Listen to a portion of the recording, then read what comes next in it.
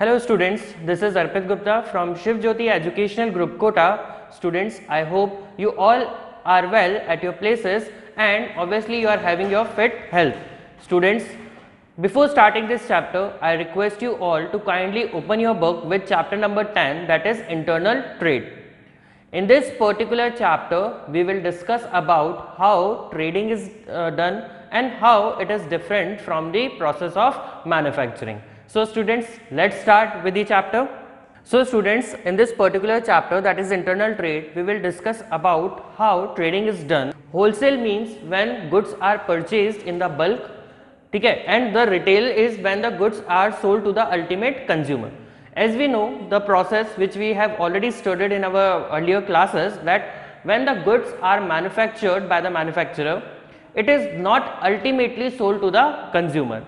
Firstly, it is delivered to the wholesaler who purchases the goods in the bulk quantity, and then wholesaler delivers the good to the retailers. Retailers, maybe you can say he is the shopkeeper who provides the ultimate goods to the consumer. We can buy the goods from the retail shops with according to our choices. So the retailer is the ultimate person who do the advertisements on behalf of the manufacturer, or who is ultimate responsible for selling the goods and generating the revenues, or we can say the profit.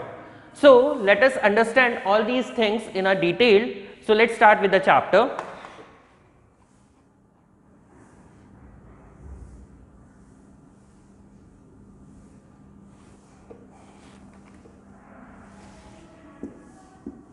Okay students, now if we talk about the internal trade, see, internal trade means buying and selling of goods and services. We are talking about the trade here. Trading में देखिए कोई भी manufacturing process नहीं होता है. Trading में क्या होता है, सिर्फ buying and selling of goods होती है. ठीक है, दैट मीन्स हम गुड्स होलसेलर से परचेज करेंगे एंड अल्टीमेटली कंज्यूमर को डिलीवर कर दिया जाएगा. तो if you talk about the meaning, ultimate meaning of this particular term, it is buying and selling of goods and services within the boundaries of the nations. Within the nations हम क्यों बोल रहे हैं? Because sometimes question arises कि sir हम goods export भी तो करते हैं, goods हमारा दूसरी कंट्री में भी तो जाता है. लेकिन देखिए हम यहाँ पे सिर्फ इंटरनल ट्रेड की बात कर रहे हैं, हम इंटरनेशनल ट्रेड की बात नहीं कर रहे हैं. वो हमारा नेक्स्ट टॉपिक है या नेक्स्ट चैप्टर है. तो इंटरनल मीन्स विद इन और with in country, and if we talk about the trade, it is buying and selling of goods and services, right? So whether the products are purchased from the neighborhood shops in the locality or in the certain markets and developmental stores or mall, or even from door to door sales person. अब देखिए goods के purchase की बात हो रही है, तो purchase तो कैसे भी किया जा सकता है, या तो हम किसी लोकल वेंडर से भी परचेज कर सकते हैं गुड्स को, या फिर अगर हम ऑनलाइन शॉपिंग की बात करें तो गुड्स हमारे अल्टीमेट डोर स्टेप्स तक भी डिलीवर होता है. ठीक है, हम गुड्स परचेज करते हैं, हम ऑर्डर प्लेस करते हैं.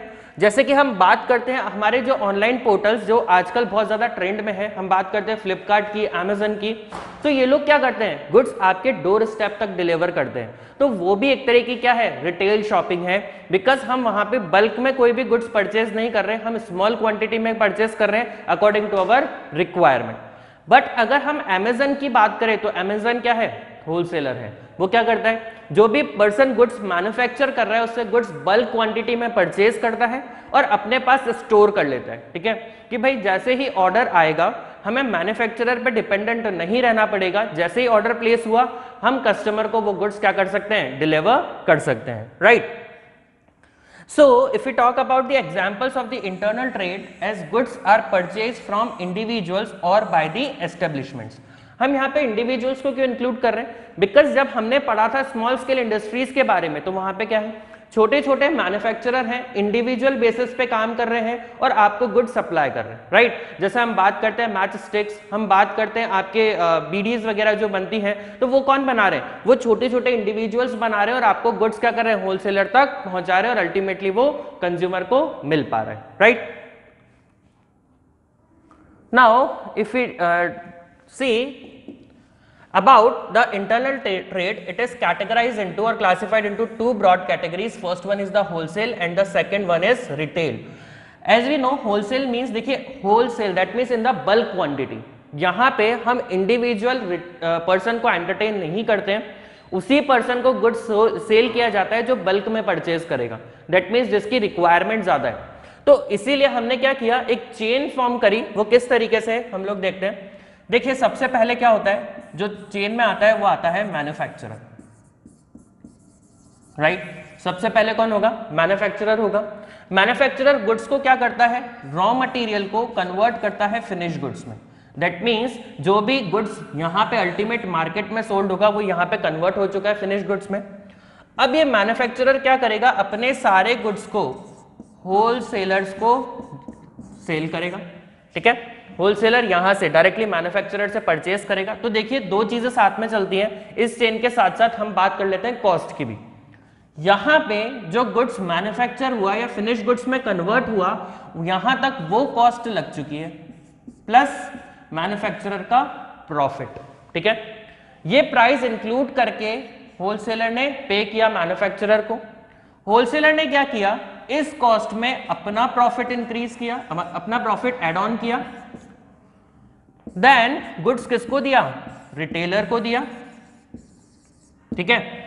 रिटेलर ने भी क्या किया, जो प्राइस यहां से मिली उसमें अपना प्रॉफिट ऐड किया और अल्टीमेटली गुड्स किसको बेचा,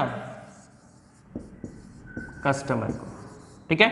तो किस तरीके से हुआ, सबसे पहले मैन्युफैक्चरर, फिर होलसेलर, फिर retailer and then ultimate consumer. तो इसी तरीके से गुड्स क्या होता है, कंज्यूमर तक पहुंच पाता है। तो हम अभी इस पर्टिकुलर पार्ट में हम इन दो लोगों के बारे में पढ़ने वाले हैं, that is wholesaler and retailer, okay. So this is the wholesaler and the retail trade. Generally products which are distributed to the large number of buyers, that means जब हम बल्क की बात कर रहे हैं, लार्ज क्वांटिटी की बात कर रहे हैं, तो हम किसके लिए बात कर रहे हैं, होलसेलर्स के लिए। बट अगर हम बात कर रहे हैं on the other hand, purchase और sales of goods are relatively to small quantities, that means हम शॉप से परचेज करके आए 1 यूनिट 2 यूनिट, तो ये जो स्मॉल क्वांटिटी सेल की जा रही है कौन कर रहा है, आपको रिटेलर कर रहा है, ठीक है। यहाँ पे किसका रोल आ रहा है, रिटेलर का। तो अब हम बात करते हैं दोनों के बारे में। तो देखिए होलसेलिंग क्या होता है, wholesaling is concerned with the activities of those person और establishments which sells to the retailers, right. हमने अभी बात करी थी कि होलसेलर डायरेक्टली क्या करता है, रिटेलर को सेल करता है, कभी भी इंडिविजुअल कंज्यूमर के साथ डील नहीं करता है। And the other merchants and to the industrial institutions and commercial users but do not sell to the significant amount to ultimate consumers, that means consumer को सेल नहीं करेगा। अब यहां पे 2-3 चीजें और आती है, मर्चेंट्स और इंडस्ट्रियल इंस्टीट्यूशंस। क्यों, क्योंकि देखिए कई बार क्या होता है, हमने जब अपने पुराने चैप्टर्स में एक एग्जाम्पल लिया था, किस चीज का, हमने एग्जाम्पल लिया था शुगर केन, ठीक है, एंड शुगर का। देखिए मैन्युफैक्चरर हम बात करते हैं, कौन है यहाँ पे, मैन्युफैक्चरर है यहाँ पे, मैन्युफैक्चरर है वो क्या है यहाँ पे, farmer, right. For an example manufacturer कौन है, फार्मर है। उसने क्या किया, शुगर केन डिलीवर किया किसको, होलसेलर को। होलसेलर ने बल्क में शुगर केन परचेज किया। उसके बाद इसने क्या किया, किसी भी इंडस्ट्रियल ऑर्गेनाइजेशन को, किसी भी इंडस्ट्रीज को क्या की, ये शुगर केन सेल कर दी। और इस इंडस्ट्रीज ने क्या किया, इस शुगर केन से कन्वर्ट किया शुगर, ठीक है। तो क्या प्रोसेस हुआ, सबसे पहले मैन्युफैक्चरर से बल्क में परचेज की गई शुगर केन, इंडस्ट्रीज ने उसको कन्वर्ट किया शुगर में और अल्टीमेटली कंज्यूमर को सेल कर दिया।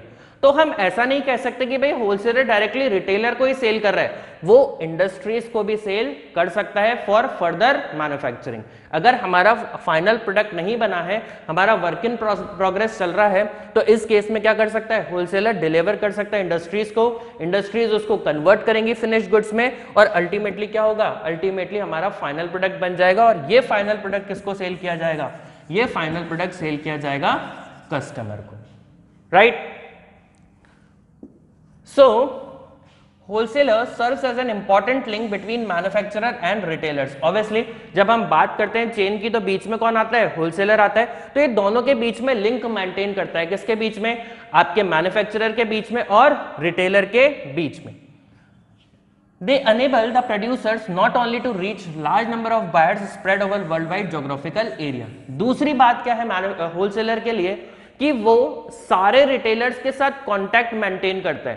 दैट मीन्स मैन्युफैक्चरर को अपने कस्टमर्स ढूंढने की जरूरत नहीं है, वो डायरेक्टली होलसेलर को गुड्स डिलीवर करेगा और होलसेलर की ड्यूटी बनती है कि वो अपने पूरे ज्योग्राफिकल एरियाज में क्या करे, रिटेलर्स को फाइंड आउट करे और उन तक गुड्स को डिलीवर करे. राइट.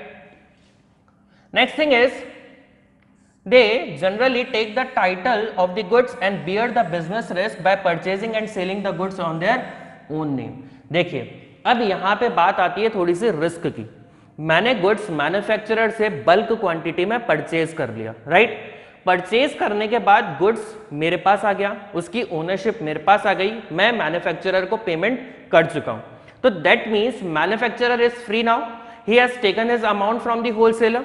अब सारी रिस्क किसके ऊपर ट्रांसफर हो गई है, होलसेलर के ऊपर. होलसेलर अगर गुड्स सेल नहीं कर पाता है या उसके पास स्टॉक बच जाता है तो सारा लॉस किसका होगा, होलसेलर का होगा. ठीक है. तो होलसेलर करता क्या है, गुड्स को लेता भी है मैन्युफैक्चरर से, रिटेलर तक लेकर भी जाएगा और अगर कोई गुड्स बचता है तो सारी रिस्क भी किसकी है, होलसेलर की है. राइट. नेक्स्ट.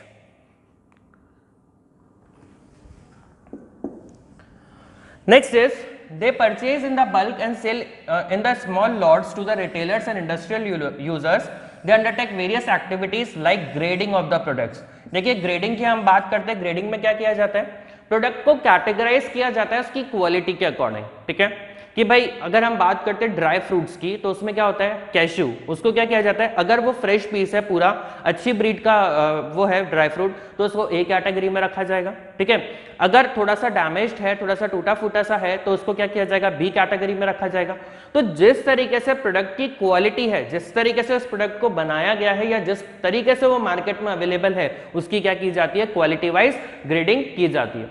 अब यहाँ पे क्वेश्चन अराइज होता है कि ग्रेडिंग हम कर क्यों रहे हैं. ग्रेडिंग इसलिए की जा रही है ताकि हम उसके प्राइस में बाइफर्केशन कर पाए.